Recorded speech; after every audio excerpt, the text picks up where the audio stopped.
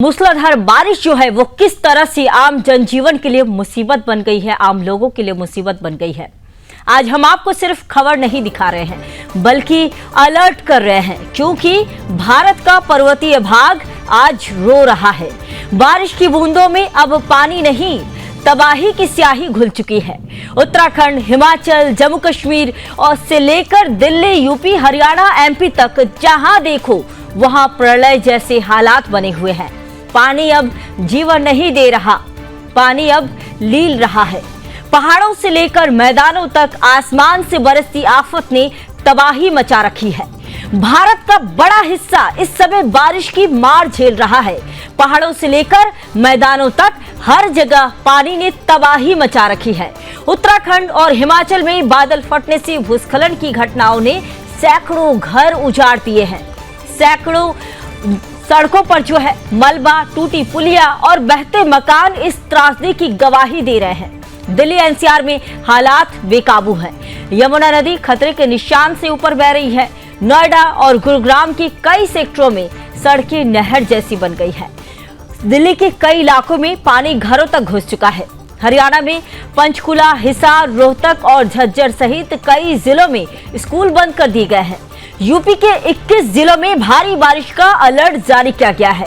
बिहार हो या राजस्थान, यहां भी बारिश अपने विकराल रूप में दिखाई दे रही है। गुजरात के 5 जिलों में रेड अलर्ट घोषित किया गया है, जबकि मध्य प्रदेश के कई हिस्सों में नदियां उफान पर हैं। जम्मू कश्मीर में लगातार बारिश से वैष्णो देवी यात्रा 12वें दिन भी रुकी हुई है।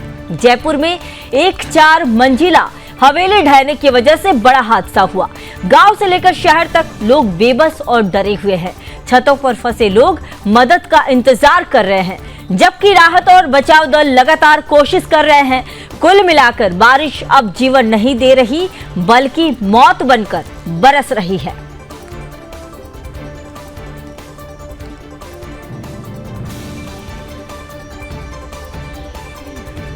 तो ये सीधी तस्वीरें हम आपको दिखा रहे हैं, जहां एक और दिल्ली की तस्वीरें सबसे पहले आपको दिखा रहे हैं। दिल्ली की तस्वीरें आप देख सकते हैं। दिल्ली में भी बाढ़ जैसे हालात बन गए हैं यमुना का पानी बढ़ने की वजह से। वहीं दूसरी तस्वीर हरियाणा से दिखा रहे हैं। हरियाणा में भी बाढ़ बारिश की वजह से भारी जो है तबाही देखी गई।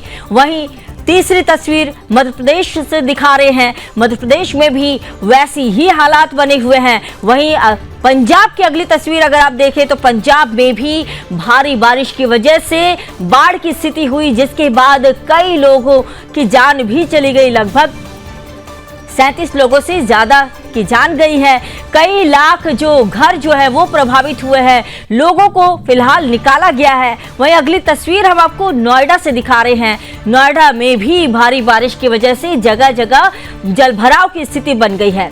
वहीं इसके बाद जो है आखिरी तस्वीर आपको यूपी से दिखा रहे थे, जहां यूपी में भी बाढ़ बारिश ने तबाही मचा रखी है।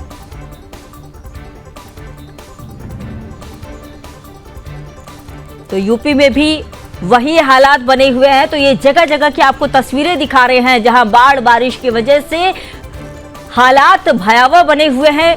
आम जनजीवन जो है वो अस्त व्यस्त हो चुका है। लोगों को भारी परेशानियों का सामना करना पड़ रहा है। इस बीच तो मानसून का जो प्रहार है वो इस बार जो है लोगों को काफी ज्यादा जो दिक्कतों का सामना करना पड़ा।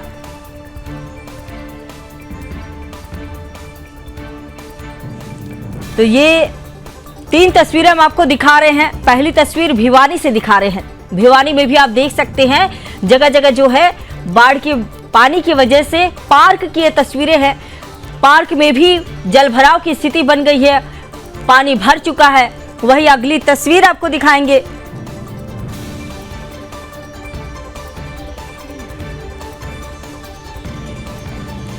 कृष्णा कुमार मेरे साथ जुड़ चुके हैं। कृष्णा, बताइए कि उत्तराखंड में फिलहाल जो है क्या हालात बने हुए हैं? मानसून का प्रहार तो लगातार हम देख ही रहे हैं। फिलहाल अभी की स्थिति क्या बनी हुई है? आप जहां मौजूद हैं वहां पर किस तरह के हालात बने हुए हैं?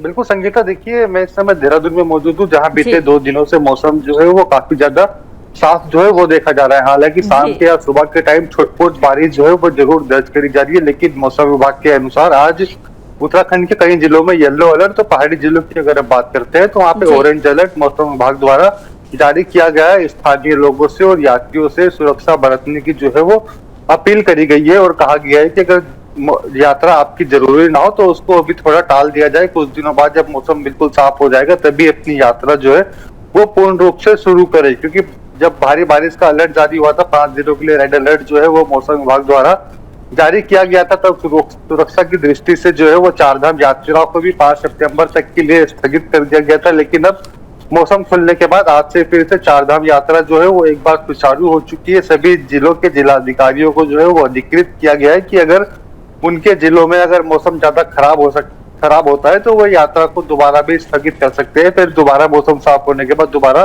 शुरू कर सकते हैं। तो इसके लिए सभी जिलों के जो है वो डीएम को अधिकृत किया गया है। इसके अलावा हम बात करते हैं तो उत्तरकाशी में हालात जो है वो काफी चिंताजनक जो है वो काफी ज्यादा बने हुए हैं, क्योंकि हमने पिछले महीने देखा था 5 अगस्त को वहां पे त्रासदी आपदा जो है वो देखने को मिली। इसके बाद से अब तक जो है वो रोड कनेक्टिविटी शुरू नहीं हो पाई है। सिर्फ 4x4 जो बड़े व्हीकल्स है उनका ही आवागमन जो है वो उस क्षेत्र में हो रहा है। छोटी गाड़ियां जो है फिलहाल हरसिल से आगे नहीं जा पा रही है, जिस वजह से गंगोत्री यात्रा फिलहाल स्थगित जो है वो पड़ी हुई है। सभी श्रद्धालु जो है वहां पे पहुंच के दर्शन नहीं कर पा रहे हैं। इसी की तरह यमुनोत्री धाम की अगर हम बात करते हैं तो बड़कोट के पास सियाना चट्टी में काफी ज्यादा जो है वो झील वहां पे बन चुकी थी, जिसको खोलने का कार्य जिला प्रशासन द्वारा करा जा रहा है। 3 से 4 दिन उस झील को जो है वो साफ करने में लगेंगे। उसके बाद ही सियाना चट्टी से आगे के लिए यमुनोत्री धाम की यात्रा जो है वो शुरू हो पाएगी। बिल्कुल ठीक है कृष्णा, मैं आपके पास वापस आती हूँ। मेरे साथ मेरे सहयोगी रिमझिम भी जुड़ चुकी है। रिमझिम, बताइए कि नोएडा में फिलहाल क्या हालात है? जिस तरह से लगातार बारिश जो है, बारिश का असर देखा जा रहा है, जगह जगह जलभराव की स्थिति बनी हुई है, प्रशासन क्या कुछ इसको लेकर कर रहा है? और साथ ही राहत, अगर राहत की बात करें तो कितनी राहत है लोगों को? जी, मैं संगीता आपको बता दूं कि नोएडा में जो है, नोएडा और ग्रेटर नोएडा के कुछ इलाके हैं, सेक्टर 135, 150, 151, इन सारे सेक्टर्स में जो है किसानों के खेत थे, वहां पे फार्म हाउसेस थे। वहां पे बताया जा रहा है कि 10 से 12 फीट तक जो है वहां पर पानी का जो है भराव है। वहां पर एनडीआरएफ और पुलिस की टीम लगातार जो है लोगों को जो है रेस्क्यू कर रही है। वहां पे बताया जा रहा है कि लगभग 200 गांव जो ऐसे हैं, 200 घर जो है उसकी चपेट में आ चुके हैं। आपको बता दूं कि कासला है और मोमनाथल है और ऐसे कई गांव है, शाहपुर है, जो कि इस बाढ़ की चपेट में पूरी तरीके से आ गए हैं। लोगों को पलायन किया जा रहा है, सेफ जगह पे उनको लेकर के जाया जा रहा है। जो प्रशासन है वो लगातार इस चीज पर तत्परता से काम कर रही है, लोगों को रेस्क्यू कर रही है। तो आपको बता दूं कि अभी इस वक्त जो है सेक्टर 128 में जो जेपी का और जो बड़े ऑफिसेज वहां पर ग्रेटर नोएडा के बनाए गए हैं, उन सभी की भी चिंताएं अब बढ़ती नजर आ रही हैं, क्योंकि संगीता लगातार पिछले 5-6 दिन से एनसीआर में बारिश का मौसम जो है देखा जा रहा है। लगातार बारिश हो रही है, कभी धूप हो रही है तो राहत ये बताइए कि जो प्रभावित क्षेत्र हैं वहां पर जो है किस तरह की सुविधाएं जो है प्रशासन और सरकार की तरफ से लोगों को दिए जा रहे हैं? जी, आपको बता दूं संगीता, वहां पे जो प्रभावित क्षेत्र है, पहले तो वहां पे सबसे ज्यादा प्रभावित किसान है। किसानों को जो है ऊंचे एरियाज में लेके जाया गया है, क्योंकि वो बहुत ही निचले स्तर पर नीचे की तरफ रहते थे। तो उनके लिए राहत शिविर जो है उनके लिए बनाए गए होंगे, तो वो कहाँ पर बनाए गए हैं? 128 में एक बांध है, ऊपर से जो एरिया जाता है, एक रोड जाती है जो कि 16 किलोमीटर की रोड है। वहां पर प्रशासन की ओर से उनके लिए टेंट की सुविधा दी गई है। वहां पर कम से कम अभी तक जो है कम से कम 10,000 से ज्यादा जो है वहां पर टेंट लगाए गए हैं प्रशासन की ओर से। किसानों को ऊपर की ओर भेजा गया है, क्योंकि पानी 10 फीट 12 फीट तक भरा हुआ है और वहां पे सरवाइव करना बिल्कुल भी संभव नहीं है। संगीता, ठीक है। कृष्णा, ये बताइए कि जो राहत जो पहुंचाई जा रही है लोगों तक, जहां भी प्रभावित जो क्षेत्र हैं, तो वहां पर लोगों को जो राहत पहुंचाई जा रही है, इसमें कितना जो है जमीनी स्तर पर काम हो रहा है? बिल्कुल संगीता, देखिए अगर हम उत्तरकाशी के धराली क्षेत्र की बात करते हैं, विगत 5 अगस्त को जो है वहां पे त्रासदी आपदा को हमने देखने को मिली। पूरा का पूरा जो धराली गांव था वह नक्शे से मिट गया था, लेकिन प्रशासन ने और शासन ने पहले ही दिन से मुख्यमंत्री पुष्कर सिंह धामी के निर्देश पर राहत सामग्री जो है वो हेली के माध्यम से लगातार वहां पे पहुंचाई जा रही है। चाहे हम राशन की बात करें, चाहे कपड़ों की बात करें, सभी जो जरूरी सामान दिनचर्या की जिंदगी के लिए जो एक व्यक्ति को चाहिए होते हैं, उसका सरकार ने पूरा ध्यान रखा हुआ है। हेली के माध्यम से और अन्य माध्यम से जो है वहां पर राहत सामग्री जो है वो लगातार पहुंचाई जा रही है। इसके अलावा चाहे हम सियाना चट्टी की बात करें, चमोली के थराली की बात करें या हम बागेश्वर की बात करें, विगत दिनों यहाँ पे बादल फटा था, काफी ज्यादा ताजी आपदा का सामना उस क्षेत्र के लोगों को करना पड़ा था, जिसके बाद हमने देखा था किसानों के खेत खलिहान और चाहे हम बात करें सिंचाई व्यवस्था की और लोगों के घर की, तो सभी एक तरीके से मलबे में तब्दील हो गए थे। भारी नुकसान जो है वो अगस्त महीने में उत्तराखंड को आपदा के दौर से देखने को मिला है, जिसका आकलन जो है वो लगातार जारी है। अगर हम नुकसान की बात करते हैं तो उत्तराखंड सरकार ने केंद्र सरकार से लगभग 5700 करोड़ की जो है वो मांग करी है उत्तराखंड में आपदा राहत कोष के तहत, जिसके तहत कल आपदा सचिव की बात करें तो विनोद कुमार सुमन ने भी जानकारी दी थी कि रविवार शाम को केंद्र से एक टीम जो नियुक्त की गई है उत्तराखंड में जो आपदा से नुकसान हुआ है उसका आकलन करने के लिए वे रविवार देर शाम जो है वो देहरादून पहुंचेगी। फिर कृष्णा, एक सवाल ये भी हो जाता है, भूस्खलन भी कई बार हुए, तो भूस्खलन से अभी तक कितनी सड़कें जो हैं वो अभी तक बंद हुई है और कितने जो है वो खुल चुकी है सड़कें बंद होने के बाद?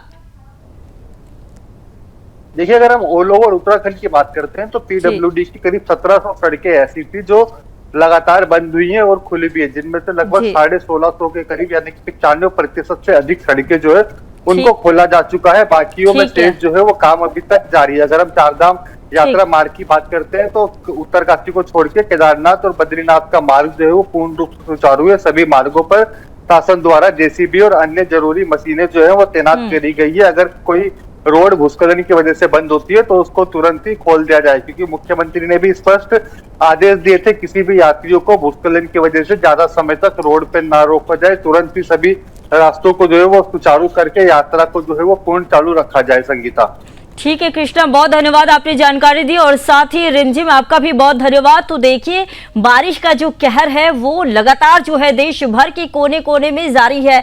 कहीं बाढ़ बेहिसाब है तो कहीं मॉनसून का प्रहार जो है वो हाहाकार मचा रहा है। तो इस बारिश की ये जो बारिश है ये जानलेवा बारिश है, इससे सावधान रहने की जरूरत है और साथ ही बहुत जरूरी है अपनी प्रकृति का जो है प्रकृति को संतुलन प्रकृति का बना रहे, इसके लिए प्रकृति की भी देखभाल करना और ये हर किसी को हर नागरिक को करनी चाहिए। फिलहाल के लिए इस खास बुलेटिन में इतना ही। वक्त हो गया एक छोटे से ब्रेक का, लेकिन ब्रेक के इस बार जिहाद से जुड़ी बड़ी खबरें जरूर देखें।